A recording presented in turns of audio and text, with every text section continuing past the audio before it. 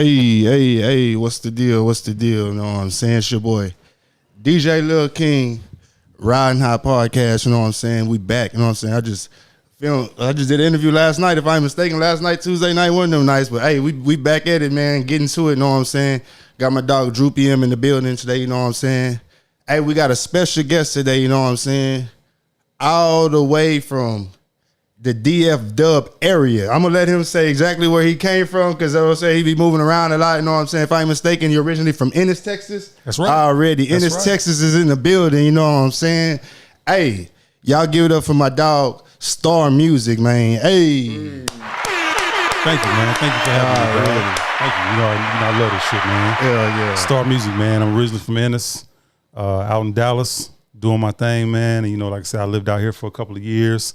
You know, I always bounce back and forth, man. Just was heavy on the show market, interview platforms, everything, man. And I'm happy to be here, man. You know, I got to tap in with you every time I'm doing it. Yeah, for damn sure. You definitely always tap in too, man. But let's take it back from the beginning. Like I said earlier, I got my dog Droopy here. For y'all that don't know, my dog Droopy M in the building, you know what I'm saying? He lived in Dallas for some years too. He's real familiar with the Dallas DFW music scene. So I got him in the building too to kind of help me conduct the interview and shit. So, hey, let's get it started, man. Shit, Star, where are you obviously originally from? Ennis. Did you grow up in Ennis? Grew up in Ennis. Okay, so what was it? You went there like elementary, middle school and stuff like that? All the way through. So what is it like growing up in, like, what was the population of Ennis? Small town, man. At the time, it probably was like 14, 15,000.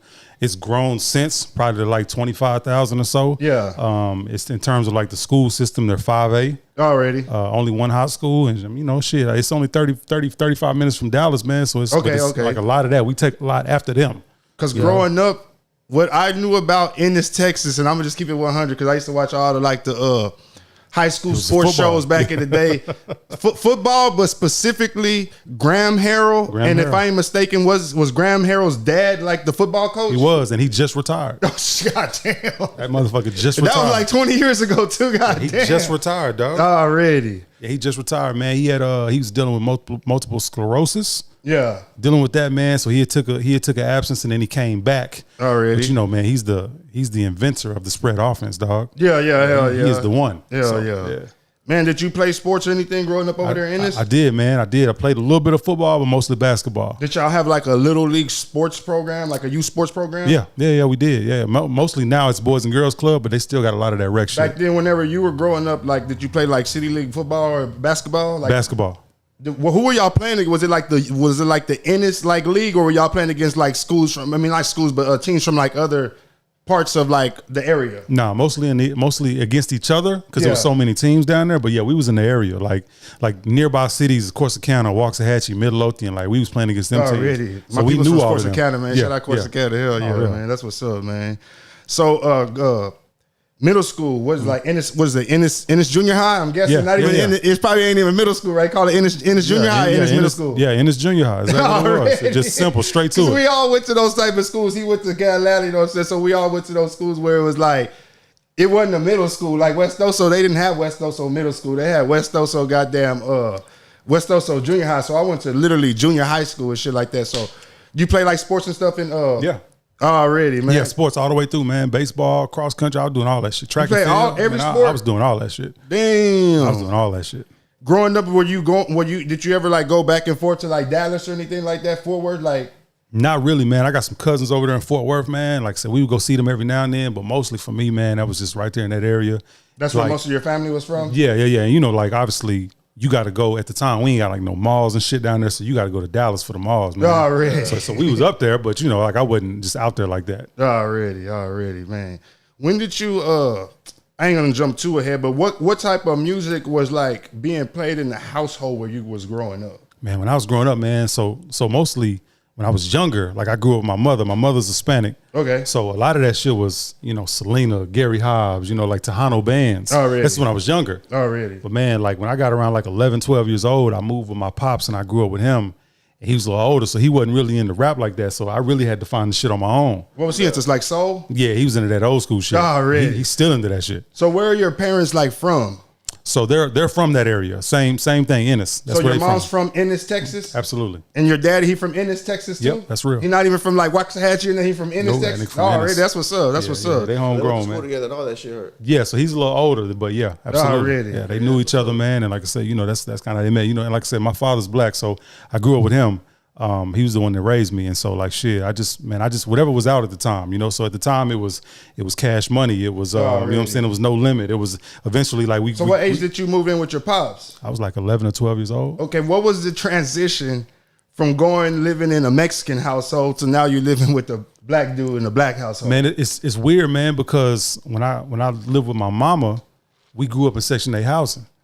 Okay, it's like it was when I moved with my pops that he lived in the suburbs. Already. You see what I'm saying? So it was a real change of pace. Already. I went from seeing my partners every day to now I'm around all these white boys every day. Already. You know what I'm saying? So that was really the transition. But it's it's a small town, man. It's not too far away.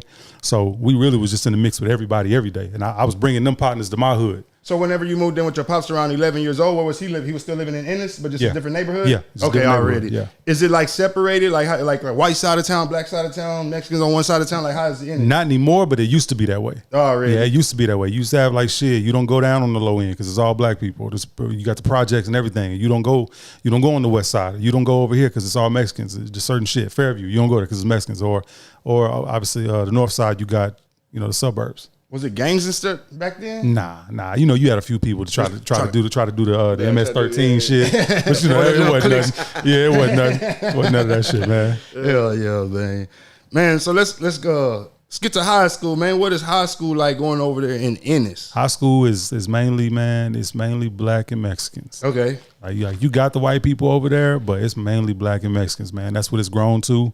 And like I said, that's why we got so good at sports, man. Okay. And people moving down because you got them government programs like Section 8 housing and shit. So people moving from Corsicana, people moving from Dallas down there. You see what I'm saying? So that's how we getting them athletes. So people would move from Dallas to Ennis. Yeah, all the time. And then you have some people who live in Ennis whose goal is to get to Dallas. Absolutely. Already. Preferably, really. For us, we had a lot of people transition to like DeSoto and Mansfield and Red Oak and shit like that. Already. So yeah, we ain't lose too many people to Corsicana and Waxahachie and stuff like that. Yeah, we ain't, you know what I'm saying? So freshman year football season, did you play? Yeah, I did. What did you play on the freshman team? Yeah, I was a receiver. How did y'all do? We good. We went undefeated. Yeah, we went undefeated. Come on, man. Well, when I was a freshman, we was undefeated, but I think what was that 2001, 2002? We didn't win that year. How far are you apart from Graham? 2 years. Okay, bet. So 2 when he years. was like a senior, you were a sophomore? Yeah. Did y'all get to play together? Mm-mm. I just caught passes from him. Already. I just caught passes from him, but his brother is my age, so that was my quarterback. Already. Yeah. Already. But like I said, he's 2 years older than me, and shit. I mean, shit. He's still on my Facebook. You know what I'm saying? Like he still like my posts. I like his. I think he's at Purdue now. Already. Something like that. I think he's coaching at Purdue. Already. Yeah, he thinks he's coaching at Purdue, man. But like I said, he comes from a good family. Like he's got an older brother than him, and then Clark. Clark is the one that's my age. Already. And shit, his parents is good people. So all good people, man. Did you make any music or anything when you were in high school? Yeah. So I transitioned. I got into music, man, probably around like 15 years old. What was your first introduction into music? Was it like being in band or choir or anything? Like Nah, hell nah. One day, one of my partners, man, shout out to Kane the Stunner, man. He got a little recorder, one of them little tape recorders. like karaoke? Yeah. One of them joints. Probably not even like just a tape recorder. I know what you're talking about. One of the little square joints. Yeah, he had a keyboard. Yeah, he had a keyboard, man, and he made a little beat on there, man. And we went to his crib and me, him, and his cousin Cordell, man, and we just writing songs, and you put that shit on cassette tape and you pass it around the school, and next thing you know you got next thing you know you got a little song, and we had a little skating ring at the time, man. So man, that's just one thing goes to the next, and Was y'all skating rink jump? Cause we had a skate. We always talk about it. For everybody at Corpus that knows the legendary city skates, man. Like Friday nights, you had to be there. Was that how was y'all skating rink? Was it like the teams had to be there like on that certain night or whatever it was? That's exactly how it was, man. So Fridays, y'all was showing up to the skating rink, getting y'all's little shine. Off that song. Damn, yeah, off that song. You know what I'm saying? So yeah, man. And then shit, I was still fooling around with it here and there, man. And I got a chance to actually go to a real studio and do a song with somebody. And what age is that? Because I'm guessing around this time, whenever y'all first started, y'all were probably like freshmen. Yeah, it was like 14, 15 years old, man. Already. So at this time, I go to the studio, and I'm probably 15, 16 at this time. Okay. And shit, man, if I remember correctly, like I stood out on that song, and the dude that was recording me, he was like, yo, like, What's up? Oh, he was like, oh, he looked at me like, oh, you such and such little brother. Oh, right? shit. So I got an older sister. He's like, oh, you such and such little brother. So man, he instantly called his CEO at the time and like, man, we gotta grab this kid. And shit, you know, they pitched me or whatever and was like, man, we trying to have you on our little label, have you trying to be the star of our label. And man, I didn't even know how to fucking write a song. What happened of the group that you were rapping with whenever you did the mixtape in high school? Were those the same cats you went to that studio with years later? No. So whatever happened to, were y'all like a group or anything? We was just a crew. Yeah, y'all were just, so y'all weren't even like a rap group. You was still Star Music. Your homeboy was Cordell, whoever he was, and the other dude, and y'all were just like a collective that were just making music, but y'all were just basically all solo artists. Y'all wouldn't even consider yourself a group. We were so young and stupid. We didn't know what we were doing. You couldn't even call yourself nothing. We didn't know what we was doing, man. Yeah, shit. I don't know. We were just making songs, and. Did y'all ever get to perform any of the songs? Yeah, at that skating rink. Dang. So how did that come about, if you remember? Shit, just, again, my partner Kane the Stunner, he's such a talker, a spokesman, really? Right? He talking to the whoever's up there. They don't let us get a little 3-4 minutes on the mic. You know what I mean? So that just, like I said, man, we was kids, and man, it took for me to get into a studio, learn song structure from the label I ended up joining. Shout out to E-Mac and Big D. Just learning song structure, man, and then you start putting out mixtapes and all that. Yeah. So, how far is the gap? I'm guessing you're saying like probably like 2 years, but I'm trying to figure out between those 2 years of you being like, or maybe a year and a half, a year of you being 15 and doing that music with your homeboys and dropping that song and it becoming hot, and then you actually going to the studio to do the songs to where the dudes start to basically scout you.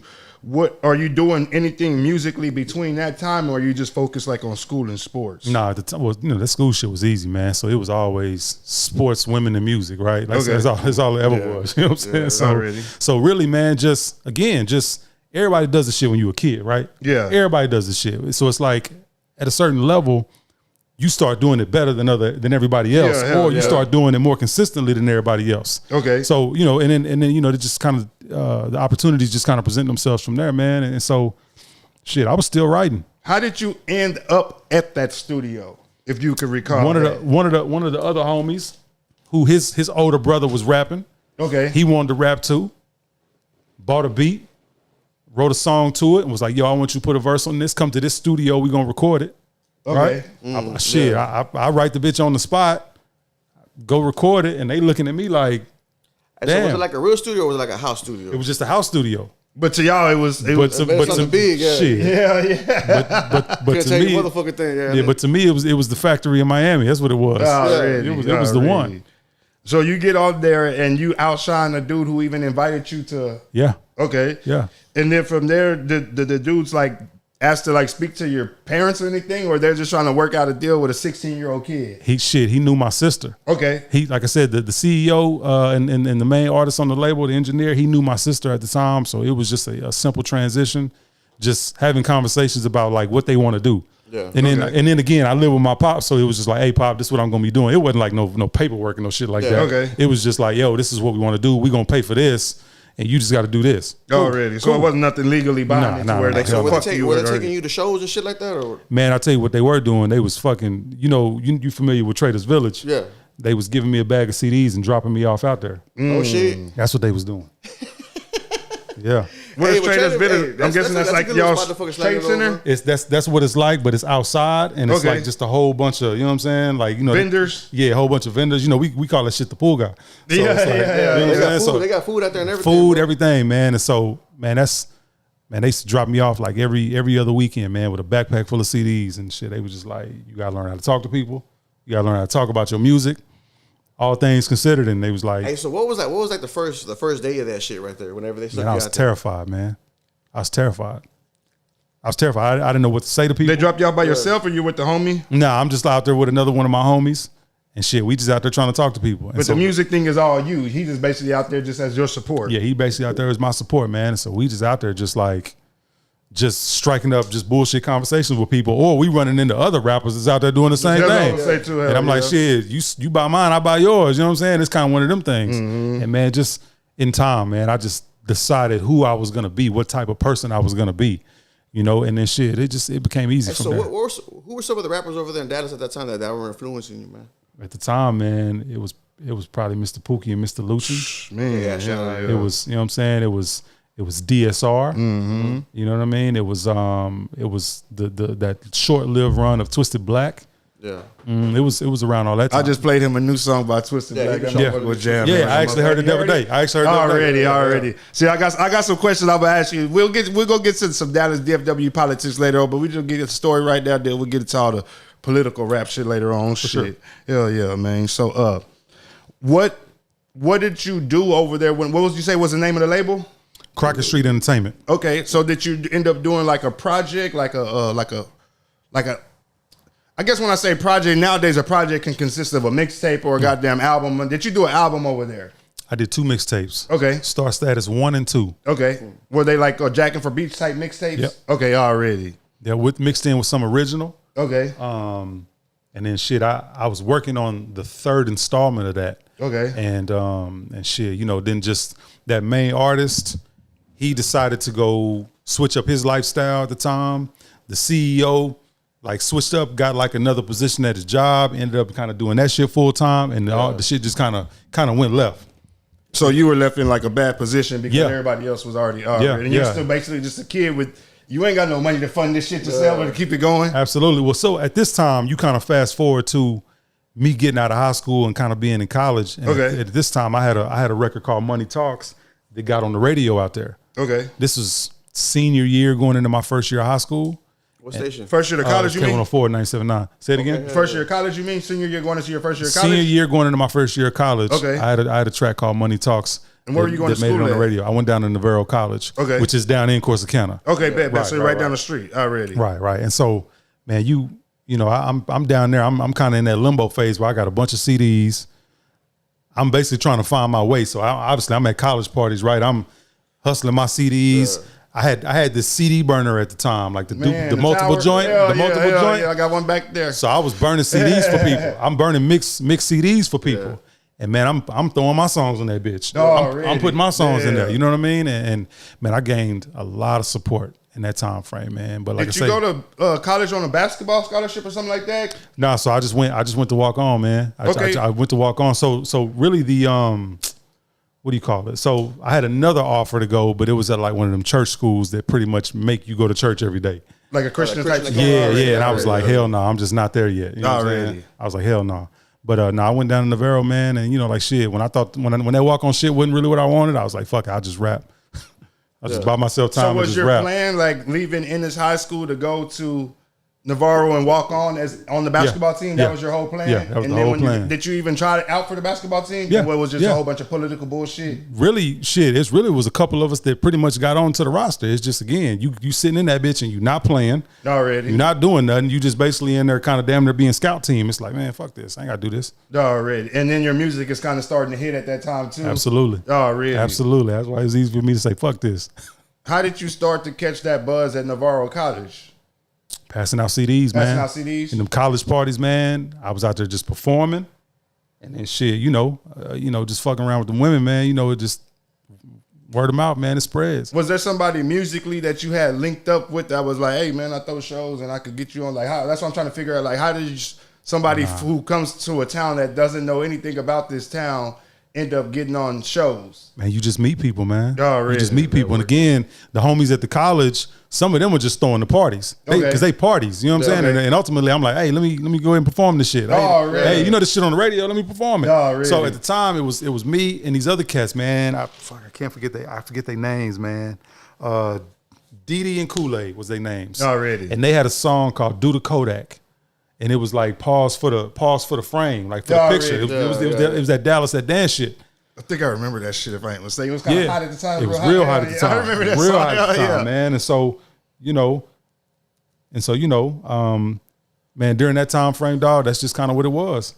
Hell yeah.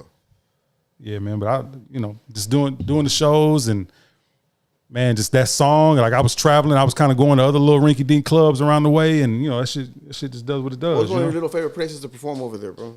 And like in the Dallas area? Yeah, Dallas area. So it's a spot called Trees. You know, it's down there in Deep Ellum. Yeah. And that's like home court for me, dog. Okay. I love that shit. Yeah, man, I love that shit. That's like home court for me. Trees, Southside Music Hall, man, and then Gas Monkey. Gas Monkey used to be perfect because the stage production, all that shit was perfect. Yeah. I used to love that shit every time, dude. Like you can't go wrong. Hell yeah. Yeah, I fuck with Gas Monkey, man. I never performed over there, man, but I seen it though. Oh yeah, I've heard of that one before. Hell yeah, man. Hell yeah.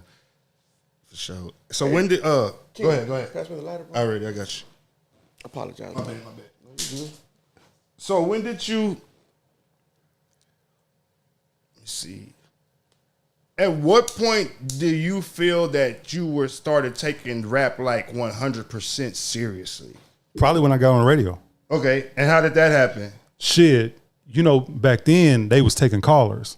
And what radio station is this? Is this like Corsicana Radio? No, this K104 and 979. Them the two syndicated radio stations in Dallas. All I know out of Dallas is K104. That's all I know. Right, so okay, K104 and then there's another one called 979. Okay, bet. Right, already. So during that time, basically what I'm doing is I'm playing the game. I'm texting all my people saying call and request this song. Already, hell right? Yeah. And I'm sending them shits out every day.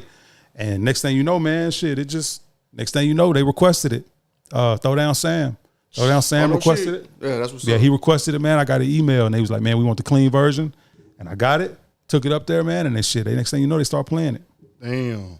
So like, was it like a regular rotation or was it just like on the weekends or mixes or something?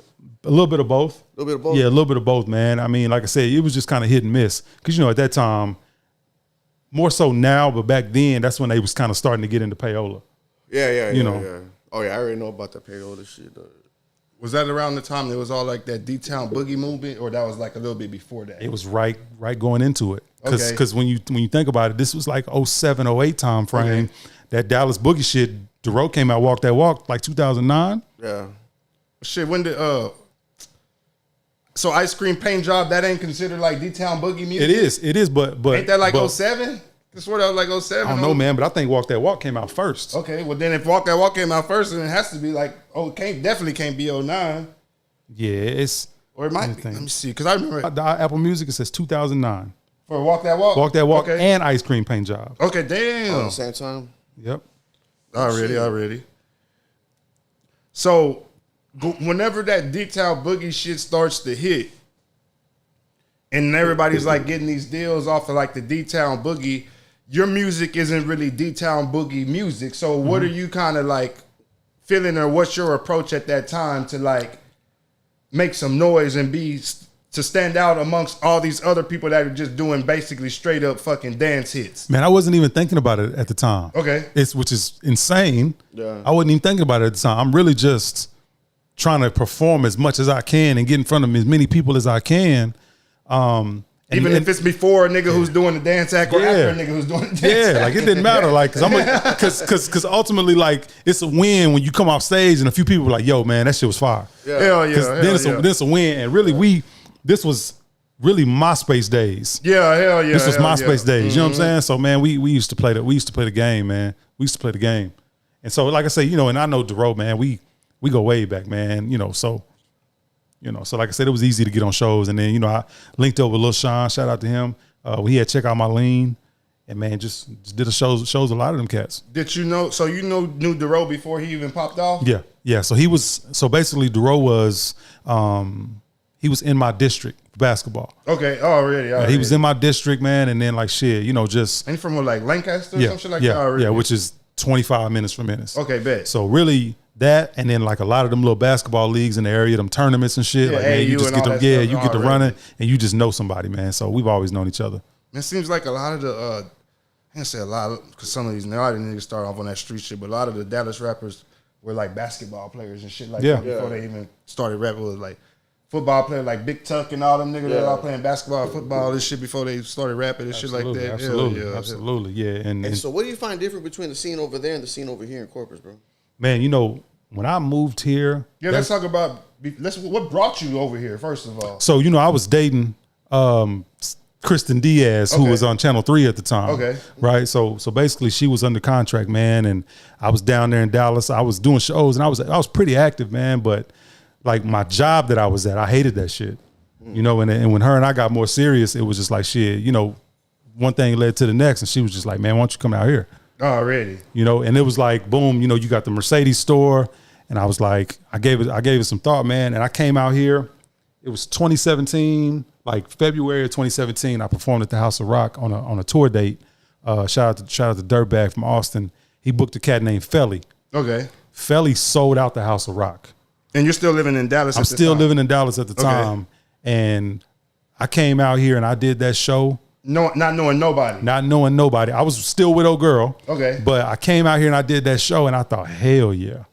Just off of the love and response. Just bro, off that's that why I always show. say that about the House of Rock, bro. If you performing at the House of Rock, bro, it's gonna be love shown. Like they're gonna show love to that. People go to the House of Rock to see live music. Like if it's live music, like they're gonna show fucking love. If it ain't no bullshit, and half the time it can be some bullshit, which sucks to say, but man, they gonna show love at the House of Rock. Especially if you put on a good show and show good energy, you're really gonna get love. It don't matter if they know you, if you big act, small act. Put on a good show and the crowd at House of Rock is always known, from what I've known, to show love. Absolutely. Hell yeah. Not for real. And like I say, when I did that show, I think Meta was on that show too, man. Okay. And so we did that, and I live streamed it, so I probably still got that shit on my Facebook. Yeah. But man, when I seen the response, like I throw out T-shirts and shit. Yeah. I seen the response, I was like, man, hell yeah. And man, I think like 3 months later, man, I moved out here. God damn, man. Yeah, crazy, huh? Hell yeah. That's what's up. Badass, man. But leading up to before that, man, I was doing a lot of shows, man, and the Dallas kind of boogie movement had already passed, and really it got into like open mics in Deep Ellum and this little spot called the Arnetic. The Arnetic was where a lot of hip hop guys came about. Like when Kendrick Lamar first came to Dallas, that's where he performed at, the Arnetic. You see what I'm saying? This is like 2012 time frame. Who were some, before you even got to Corpus or knew anything about Corpus, who were some of the acts that you opened the stage for or shared the stage with over there before you got to Corpus? Man, you can go A to Z and you can find the artists that I opened up for. Cause I know you got like one legendary show you did with like Nipsey Hussle. That was before you came to Corpus? I did shows with Nipsey Hussle. Oh, really? Yeah, man. Like Nipsey was such great people, man. But so, and I'll get to that. But you know, Nipsey Hussle, Kevin Gates, Currency, Smoke DZA, Ty Dolla $ign, Royce the 5'9", Slaughterhouse, Joe Budden, man, Cameron, T-Pain. I mean, so many fucking people, man. And shout out to Score More Shows, mainly Alex from Score More Shows, and then later on Smooth Vega. So really, man, these guys, these promoters, they had contracts with these artists, and you feel these shows with opening acts, right? Yeah. So the Dallas model, I noticed they didn't do that out here when I got out here. Okay. But the Dallas model was, yo, okay, boom, you 3 artists, y'all want to open up the show? I'm gonna give you 30 tickets. I'm gonna give you 30, and I'm gonna give you 30. Y'all sell them. Okay. Sell them, that way you earn your spot. Okay, boom, you turn in the money and you keep however many dollars off each ticket. That way it's an even trade. Now, okay, that's what I was going to ask. So they give you 30 tickets for a certain amount of dollars. Let's just say we give you 30 tickets for fucking $20 or $15 each, but you sell them for $20 each. Okay, so it's you still making money off the tickets. Absolutely. Okay, I was always confused. It's like, damn, so I'm just gonna sell tickets, give you all the money just to perform? Like, so you do make something off of the tickets. Absolutely, okay, absolutely. And so I noticed other markets don't do that. Okay. Other markets don't do that. But see, like in Dallas, they do, and that it's kind of like the hamster. It's kind of like the hamster on the wheel, you know what I'm saying? Like you give them something to chase. However, again, that whatever, you might get $100, $200 off that shit, but it's the idea that you worked for your spot, you earned your spot, and you get an opportunity to open up these shows. And man, we had such a following at the time. Me and my crew did that was easy. That's easy. Yeah. Like, that was easy. 30. 30. Is that, you kidding me? Like I had a text thread. Like I would just say, hey, I got tickets for this show. Like who's getting them? And man, it was just, you know, I built up such a strong following and such momentum doing that, man, that, you know, moving here, I really took a step back. Oh, really? I really took a step back. But also, too, before you talk about getting here, I would see you post, like, whenever after you move here, I'll see you post like throwbacks and stuff like that of shows you do over there. And whenever you say about that group chat, you would just send it to that group chat. I'm guessing like because a lot of the shows that I've seen you post footage of, a lot of them are like in intimate settings. Mm-hmm. So I'm guessing these shows, you ain't gotta pay $60 to get into these shows. You could send a text to 30 people with $15, $20, $25 tickets, and it wasn't nothing for y'all to get them sold like that. For real. Already. Easy. Sure. And like I said, then we had the merch to go with it. Already. Then we had the merch to go with it because at the time, t-shirts was cheap. You know what I'm saying? You can get a $5 shirt with some screen print on it. You know what I'm saying? And you can sell the bitch for $10, $15 all day long. 20 shit. You know what I'm saying? And people will buy it. People will buy it 100 times over. Hell yeah. Yeah, man. You know, it's just fun, man. So coming to Corpus, what do you mean when you say you took a step? You feel like you took a step back? So really, I wasn't taking many trips back to Dallas. Okay. You know, I wasn't taking many trips back to Dallas, man. And the structure of Corpus wasn't in place yet. You know what I'm saying? Like I noticed there was some cats out here that had talent, and I met them. You know what I mean? Okay. And I linked up with a lot of them cats, man. And so, but the structure of how they do business, how shows are done. You know what I'm saying? The radio station, like the whole infrastructure of the city was not in place. Yeah. And it almost felt like damn, like they're behind out here. You Always know? Been. Hell right. Yeah, and so then, you know, you start to delve more into it and you start to see what's going on, man. And you just get to learning, you know, who's who, what's what. And you tap in with the, you know, the hot Z95s and the, you know what I'm saying? Just I forget old boy, the bald head cat that used Nate was his name. Yeah, like, yeah. You just tap in with all these people that throw shows, man, and you just try to see how you can kind of fit your way in. And then Kendra had his studio, right? Yeah. Then the CC Fridays guys, they was popping, right? Yeah. So that was something consistent. Yep. And then shit, you know, we were doing shit over there, produce and shit too. Right, man. The energy with that shit is crazy. Yeah, that 2017 energy, like that shit was different, bro. That shit was crazy, you know. And then, man, you know, a lot of people don't know, man. Lil Omo, in Dior, man. So he was at that show in 2017 that I opened. And man, he started to just DM me all the time. And man, when I finally moved out here, I linked up with him. Okay. He had never been in a studio before. Oh shit. Never been in the studio, so I got him in the studio with Kendra. Already. Brought him to the studio, man. Where we was all fucking around and shit. Hell yeah. Yeah, man. Helped him get his music on iTunes, man. And then shit, him and Kendra started to create, man. And the next thing you know, that motherfucker's out of here. Yeah. That motherfucker's out of here. Last time I seen him, he was working nights at Walmart. And I didn't even know it was popping for him. And next thing you know, he get on that streaming shit and he take off. Yeah, he blew up off that fucking SoundCloud shit. And that's then what's that up, transition to all the other streaming platforms and shit. He fucking took off. Now he over there fucking around with Machine Gun Kelly and shit. That's what's up. Almost. As I said, we have people who really know him. They don't even call him like E and Dior. They fucking call him fucking Omo. You know what I'm saying? Omo. That's how I know him. I know him as Omo. Hell yeah. That shit crazy, man. Like I said, I know his pops and everything, man. Because his pops was the one who was really pushing for him. People don't even know that. Like his pops was the one that was really like trying to like get him out there type shit and trying to figure out what do we need to do to help get my son to the next level type shit. So people don't even know that shit. So shout out to his pops, man. Big Omo, man. Hell yeah.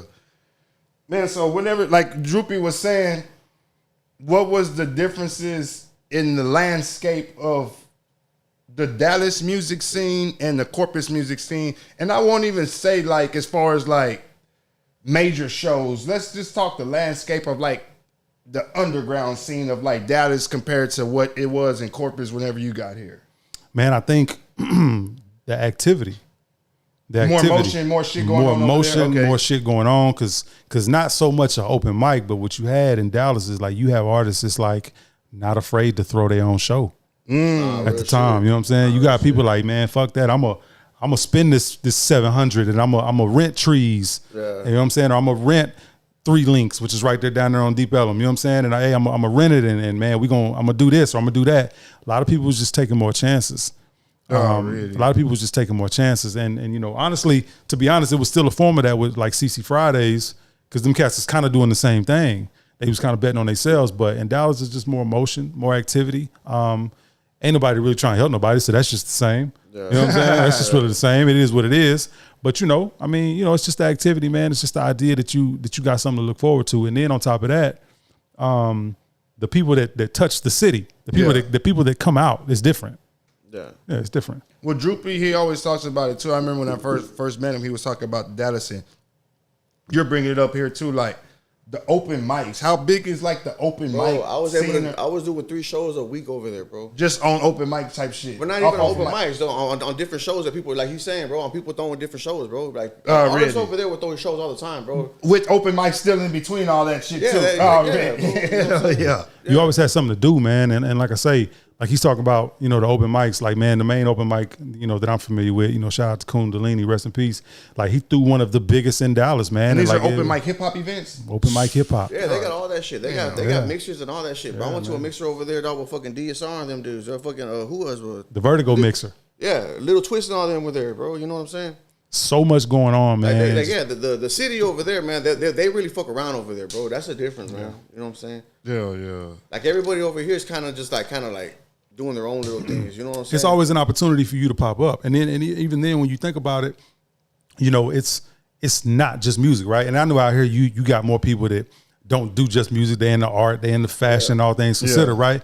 Well, they have to do a better job of letting those people know what it is that they're doing. Mm-hmm. You know, what it is they're doing. Because again, if I'm your partner and I know you doing a DJ set, regardless of whether I got music out or not, I'm gonna pull up and support you. Yeah, hell See what I'm saying? And he gonna do the same, and then a couple, four, 5 other rappers gonna do the same. Yeah. So that shit got to translate to people doing fashion shows. I got a partner that does fashion, and he rap, but he sells out fashion shows. And you could have your partners do the modeling for the fashion shit that you trying to fucking market. Absolutely. Shit. You just got to double dip. You just got to double dip the market, man. And you know, and like I said, that's just kind of the differences that I ain't really see. Yeah. My homeboy does that shit over there, man. Shout out Stand Out Nation, man. Yeah, man. They be doing this shit over there in Dallas, man, like that. So you say the first show, because I don't think we were on air yet. The first show that you did here was, you say Moneybag Yo? Moneybag Yo. So when I first got out here, well, obviously the show with Felly, this was before I was living here. Yeah. When I first got out here, man, I kind of sat back and peeped the scene for like 2 months. Didn't really meet nobody, just kind of sat back and just kind of learned the city, learned what was what. I looked on Twitter. I just kind of seen what was what. And man, I seen that NBA Youngboy was coming to town. NBA Youngboy, this was, you know, whatever year. And so, man, I reached out to the promoter and I got on the show. And truth be told, for him, I remember that exchange. Like, he ain't even hit me up for the money. Like, he gave me the tickets, I sold them, and then on the day of the show, I remember trying to turn them into him, and I couldn't get them, I couldn't reach him, and he never said anything about the money. But anyway, so I kept that bread. But anyway, it was like, so at first he didn't want to let no locals on the show.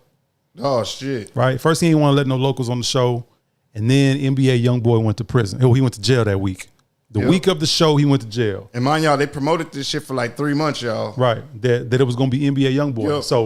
So then old boy circled the block and was like, yo, you think you can still do it? I'll give you these 35 tickets. I'm like, shit, I don't know nobody out here, but fuck it. Let's run it. Yeah. You know what I mean? So next thing you know, I'm posting on Facebook in the damn marketplace. Right? Man, I got people pulling up to my apartment.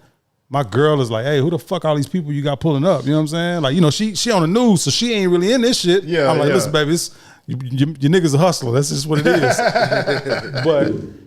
but I did that, man, and I think I got through like 20 something of the tickets. Damn, and just that week. And man, I did that, and shit, you know, it ended up being Moneybag Yo. And like I said, I opened up that show, and then everybody was like, oh, who is this? He's out here now. Boom, boom, boom. You know, then next thing you know, you meet Merk, you meet everybody else, and then shit, you know, it's a trickle effect. That's what I asked you too. That was one of my questions. How did you end up? Because you and Merk got a real good relationship. How did you and Merk end up linking up? Man, I think I was looking around on Twitter, and I think I seen they were doing something with CC Fridays. Oh, really? And I just remember following him, thinking that like he was one of the ones that was throwing the CC Fridays. No. Like in terms of like talent. Okay, like, I was like, he's one of them ones. You know what I mean? Him, and I remember King Lazy. Already, hell yeah. I was like, them two motherfuckers, they look like twins. They were standouts amongst it. Absolutely, they stood out. And so, man, I hollered at Merk, man. I think he followed me back. We ended up chopping it up. I told him I was newly to Corpus. Man, come to find out, he lived in the same complex as I did. And so shit, it was just a seamless transition for he and I. We was together every day. Damn. You know what I'm saying? And so, man, he and I just locked in. You know, we created a lot of music. We creating some music this weekend. But man, he and I just locked in. And like I said, that's my dog, that's my brother. You know, like I said, even if every time I come down here, he knows that's the first person I'm trying to see. Y'all never did a project together? You know what, man? We talked about the shit. We talked about it, and we actually did some songs for it. And you know, who knows, man? Man, y'all probably got enough to still even drop one. We shit. do. We they actually dropping EPs now with goddamn fucking 5 tracks, that's all it takes, 4 tracks and shit. and we really got 4 or 5 songs together already. But like I say, this weekend I think we're gonna cook up 3. And they all done by Kinder and shit too, or what? Kinder, just wherever we can get the beats from, just whatever. You know, QB, that that motherfucker. Who are some of your favorite producers out here, man? Out here, Yeah. So Kinder, Ducky, man, what's the white boy's name, man? I forget that fucking white boy's name. Man, it's a couple of cats, man, but QB is my top guy. Like QB's my top guy. He produced most of my last project. It was like pulling teeth, but it happened. Yeah, beats from Yeah. That's my guy, man. Molly Wop. Molly Wop is my guy. You know, again, he and I locked in. And, you know, that's another motherfucker. I'm locked in with him for life. Yeah, we good. So just, you know, man, people I met along the way, man, they just you know, they just show love and shit. I try to uphold my part of the deal. Hell yeah. So what took you back whenever you end up leaving Corpus and going back to up north to Dallas? What was the reason that you ended up leaving? Time was up, man. Already. Time was up, you know, shit. So you were never planning on making Corpus your home? You were just already. Nah, truth be told, I was never really okay with the idea of coming down here. Okay. I just knew that one of 2 things were gonna happen. I was like, man, okay, boom, got this woman.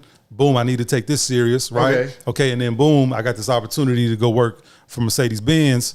Fuck it, run it. Already. So the rap thing was just basically like something to do while I was here, but I'm still taking this shit serious. Absolutely. Don't get it fucked up. Absolutely. Already. Absolutely. Already. Absolutely. And so, man, when her contract was up with her job, we decided the money wasn't right. We wasn't gonna renew.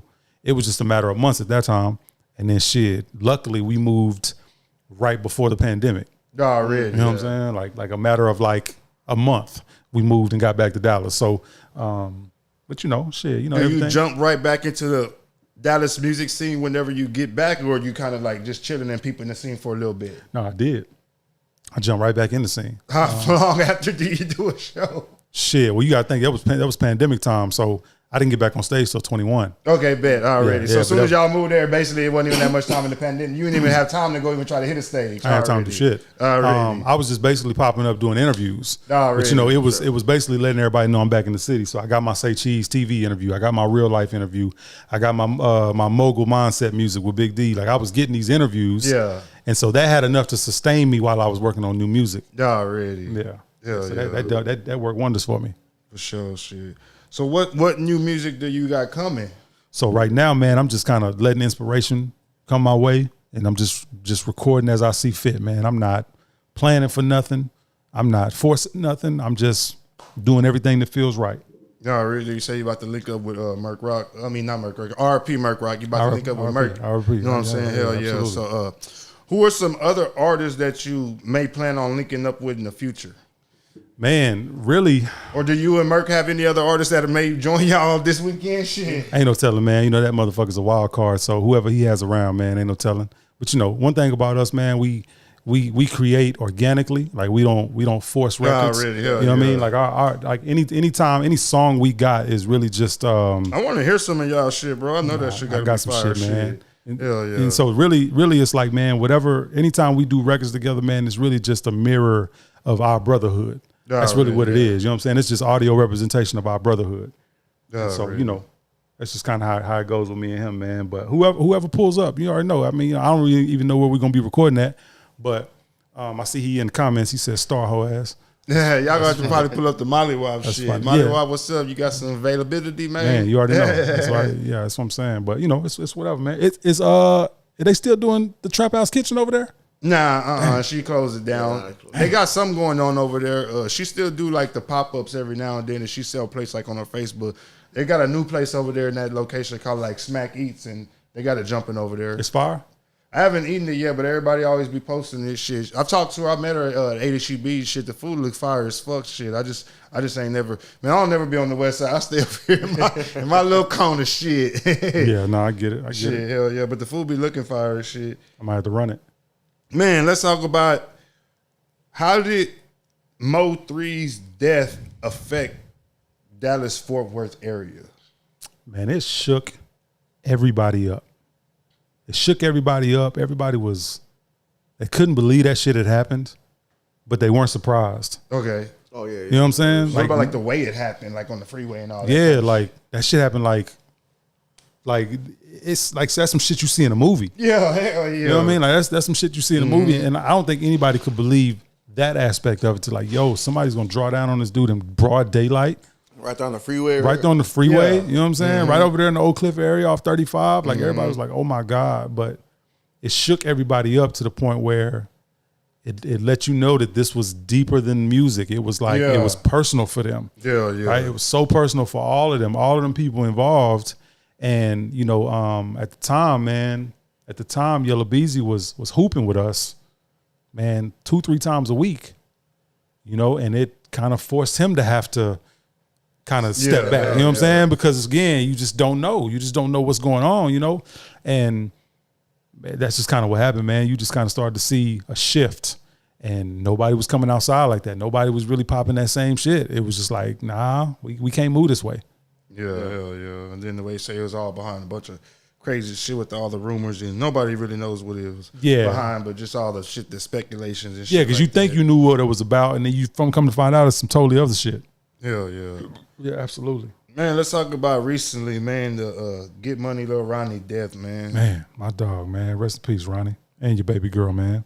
How far was that from like, or was that North Dallas, or how far is that from like I guess mid city, like downtown Dallas, wherever the area that happened? So or Ronnie, Forest Hill. Ronnie's in Fort Worth. Okay. Ronnie's in Fort Worth. Okay. Which is 30, 40 miles west of Dallas. Already. Right. So on a good day, man, it might take you an hour to get over there. Already. But Forest Hill is the hood, right? It's that hood. So Forest in Hill Fort Worth. is Fort Worth. That's not in between Fort Worth and Dallas. Okay, bet. All right. So it's a hood in Fort Worth, man, and my understanding is that was a new car wash that they put in. It looked brand new shit. Yeah, I'm saying that was a new car wash, and really they said that field where that car wash was built had been there for years. Like it was nothing there. Yeah. So you know, man, people try to, they try to gentrify the hood. You know. Yeah. But that shit's crazy, man. To see all the videos and shit like that, the way even seen the policeman come out and say, "Man, please don't go watch that video. Y'all, please don't be sharing that video on social media." Man. Everybody already see that video. It was crazy, bro, to see him trying to run, the shooters running them down and all that stuff. That's wild, man. That's awful, man. You know, obviously, man, you hated. I hated the most because lives were lost, man. Yeah, but, you know, like his 5-year-old girl. Yeah, too, his baby girl, man, and Ronnie was super cool, man. You know, he was. You know, we talked about him coming to do business with me up at the dealership. And I probably still even got the message, man. And you know, he was just cool people, you know. But honestly, when you dive deep into all of those things, you realize that a lot of them guys was exuding negativity, and they was just like inviting it. Yeah, they was inviting negativity, man. And it's tough to do because you feel like you got to defend yourself. When most of the time, man, these guys just need to be having conversations with each other. And I know it's so tough to do, but man, it's just another situation gone too far. What also has me thinking, is it more dangerous to be a rapper? I ain't gonna even say gangster rapper, I don't even know the term to use, but to be a rapper in the DFW area than it is to be a rapper in LA. What Absolutely. do you think, Drew? Man, I tell you the truth, man. You ain't hearing rappers getting ran down on the freeway, wild, you know what I'm saying, in LA or nothing like that. Well, them fools get jacked every day, though. You know what I'm saying? They get ran up on every day, bro. It's just it's a different type of dangerous, bro. That's all it really is, man. You know what I'm saying? Thing about that is, man, they don't give a fuck up there. You know what I'm saying? Yeah, they prove that to you every day. You know what is Deep Ellum? I keep hearing y'all saying something about Deep Ellum or Little. What is That's it? a part of downtown, man. Yeah. It's a music district downtown, bro. Right, man. It's the Music and Arts District. So Deep Ellum is, imagine 6th Street in Austin. Okay. Right. It's like that. They don't walk the street. Like they don't walk in the middle of the street like that. Okay. You know what I'm saying? But it's like, man, restaurants, bars, clubs, all things. You know what I'm saying? Every night, bro, you can walk down that motherfucker, bro. There's someone performing at every single bar. But it's also like 6th Street in the sense of like, yeah, everybody's down here having fun, but don't get it fucked up because this nigga's down here that's looking straight for Absolutely. already. Absolutely. Just looking straight for some action type Absolutely. shit. Actually, these last couple of years, man, like It's gotten bad. They said a it's lot of dangerous over violence there right now. It's been a lot of violence out there, man. Like Damn. shit, you know, it's gotten so jam packed, man. People was inside for so long, man. People was inside during that pandemic for so long. They back outside and they like, man, fuck this. I wish somebody would. Hell yeah. I wish somebody would. You know what I'm saying? So that's just really how it goes, dog. Man, you were talking about Nipsey Hussle a little bit earlier about how you opened up multiple times for him. Man, let's talk about meeting Nipsey and I don't know if you had a relationship with him or whatever, but let's just talk about being in the presence of Nipsey. Man, super smart, laid back, articulate guy, man. So Sean Cotton, shout out to Sean Cotton, Say Cheese TV. That's my dog. Already. He and I built a close friendship. And he put me on stage with a few people. Okay. And so was he like throwing shows and he shit was like that? he was at the time. He was a silent partner in Profit Shows, right? Profit Shows Entertainment. And it was these two brothers. And so Sean was the guy putting the artists on the shows. And so he said that they were gonna bring Nipsey and he put me on the show. He's like, man, you'll be a perfect fit for it. Damn. So man, I ended up doing that show. It was so many people that the fire marshal came in and shut it down at the end. I didn't get to meet him that night. Okay. You did get to perform and open up for him? Right. But he didn't even get to finish his show that night. Correct. And this is during the Crenshaw tape. Damn. This is during the Crenshaw tape. Okay. So we did that. So that was February. So that a couple weeks later, it bleeds into March to South by Southwest. Yeah. So we get out there. I get a chance to holler at him outside of a Nice Kicks and Sway in the morning. Damn. And I let him know, like, hey, I had just opened for you and such, right? So we chop it up for a minute. And man, just the conversation that we had at the time, like he treated me like I was, like I was just like his equal. He was down to earth, right? Well, yeah. Right. And it was so cool, man. And so then the next time around was Mailbox Money that next year. And it was like 4 shows in the span of like 5 days between like Texas and like Louisiana. Same thing, Sean Cotton, shout out to Smooth Vega, those guys, man, they went to bat for me. I got on it again. I got all the shows and getting a chance to do those shows. I came around him again. He recognized me, remembered me. He actually was calling me Starro. Actually was calling me Starro. So it's funny. I almost actually changed my name to Starro because of that. But man, nonetheless, man, just great people. A forward thinker. He was always encouraging, and so it's like when I was living out here and that shit happened that day at his store. Yeah, like we couldn't believe it. We couldn't believe it because like you just when you see him, you just like. That's not him. Yeah, that's not him. Yeah, like there's no reason for him to have to be defensive like that. Like it's just like, nah, man. But it goes to show you, man, it was just his time. Yeah, man. Man, have you heard Twisted Black's new song? Yeah, man. I actually one of my partners was telling me about it the other day, so I found it and listened to it. I'm actually surprised, man. He still got it. Like a motherfucker. Yeah, he bad, though. Still got it. I was like, wow. Like, you got I mean, obviously, you think you go, you become institutionalized, that shit might change for you, but it didn't, man. Yeah, man, he killed it, man. Y'all go check that one out. I think it's called, let me see. I just listened to it earlier today if I still got it on here. Yeah, nah, he did a bad shit on that, man. I like that, man. I like the fact, though, too, the whole city turned out for him, though, too, man. Absolutely. I found it later. Shit, my shit fire, bro. Hell yeah. Man, so what's coming up next for Star Music? Man, merch, music, what you got coming up? Man, for me, the model kind of has transitioned, man. It looks more like, do records, take the best verse from it, and shoot a verse to it. Shoot the visual to it. You know what I mean? Like real style? Real style. Already. Because that's what the internet wants to see. They want to see that real style content. Just quick, straight to the point. They don't want to hear the whole song. They want to hear the highlights. Give me the rundown and let me decide if I like it or not. Already. And so, man, that's what it is, man. In the last, since like 2022, man, I think I've done like 30 of those, and put them all out, man. And it just kind of sustained what I had already built. And so, shit, if the once you turn all those 30 into like a goddamn mixtape. So, you know what I'm saying? Like what Chameleon and them used to do, just drop 30, 40 verses of their verses on a mixtape and shit like that. Put them online or some shit like that. Definitely need to do that, man. I've gotten all of my old music, man, and I uploaded all of it to my Bandcamp account. It's there, man. It's just there for free. Just go listen to it. Like you said, the Jacking for Beats, the old mixtapes, the old stuff. It's all there, man. And so I just want to make everything that I have available to everybody. You know. Yeah. For sure. That's for all. Sure. Yeah, man. Yeah, man. Shit, you got anything? Shit. Nah, man. Let me see. Let everybody know they can follow you at too, man. Star Music 214. All streaming, all social media. Star Music 214, man. Yeah. Star Music 214. Star Music 214. Okay, let me ask you this, man. Who were some of the Dallas artists that you worked with, man? So mostly, man, I worked with a lot of the guys on the hip hop scene. So a couple of guys, Jason Green, you know, ADD, mostly guys in my crew. Cat named Jason Lyric.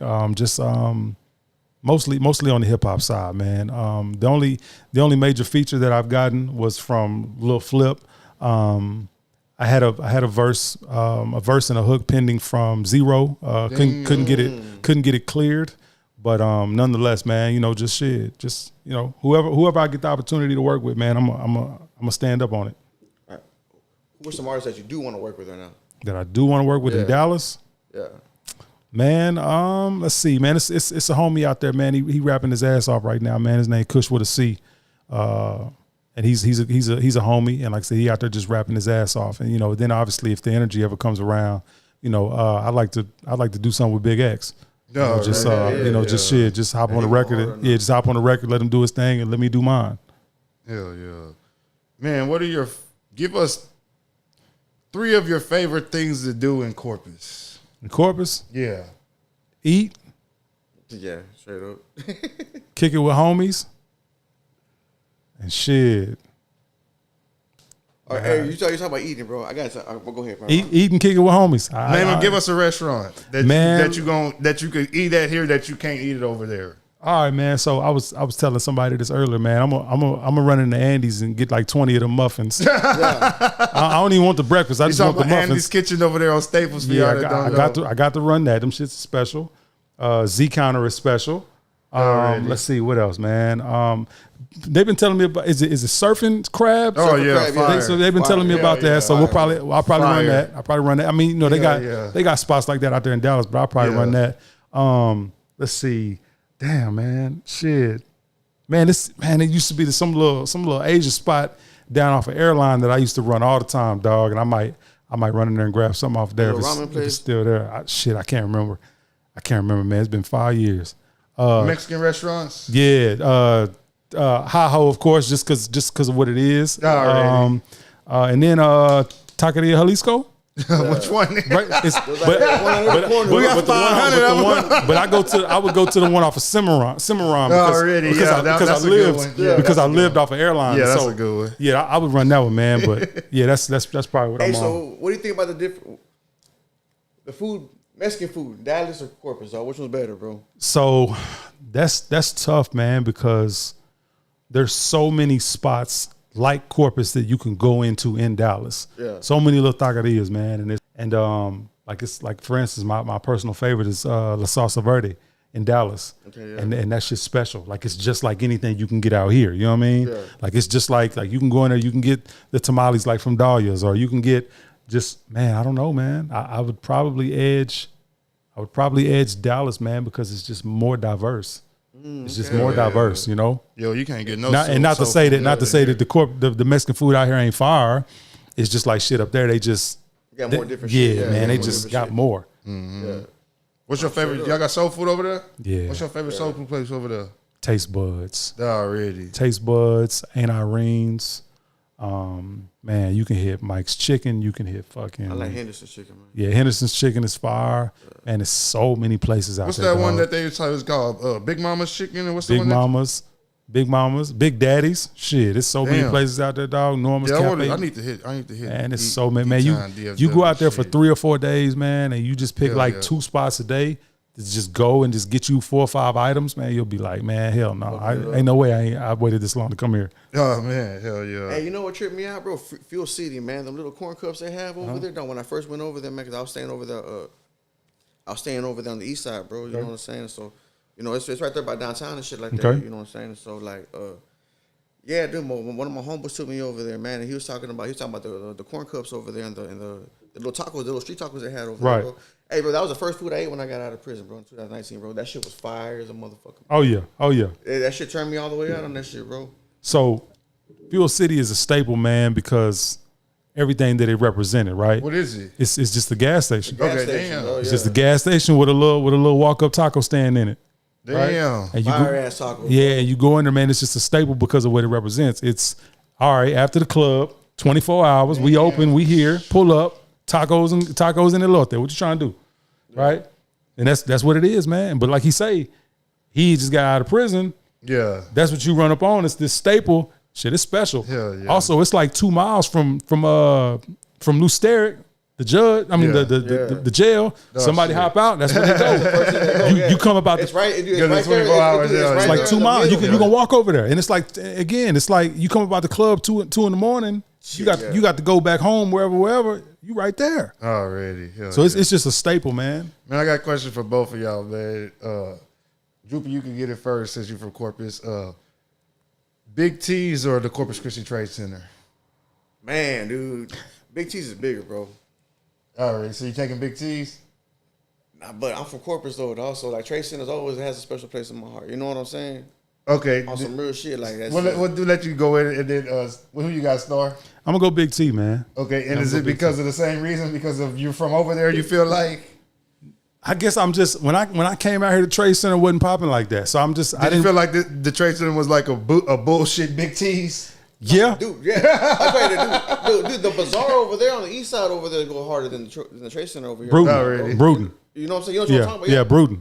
Yeah, that one go harder than the Trade Bazaar. Center over there. It's just, but the thing is, though, too, is that there's more people over there. There's more shit going on over there. There's So more you- vendors, and yeah, theirs there's is more open vendors. more than just the weekend, if I'm mistaken, right? Yeah, they're open all week. Already, You know what I'm yeah, saying? yeah. You can walk up in there any motherfucking day. You know what I'm saying? Nah, Yeah, for real. yeah. Man, give us, before we get up out of here, man, give us your top 5 favorite rappers from Corpus Christi of all time. Top 5? Yeah. If you could just give us 3, then 3 is cool. Man, I'm gonna go Clint No, people. no certain order. Just give us your tape, your 5. These are your 5, and nobody can get mad because these are your 5 favorite. Clinton Peabody and Merck off the rip. Already, that's Clinton 2. Peabody and Merck off the rip. Flicks. We'll go 3. Flicks. Already. I'm gonna throw King Lazy in there. Let's see who else, man. Let's see. I need a 5. I'm gonna give you a 5. One more. Damn, man. I'm probably gonna go AC.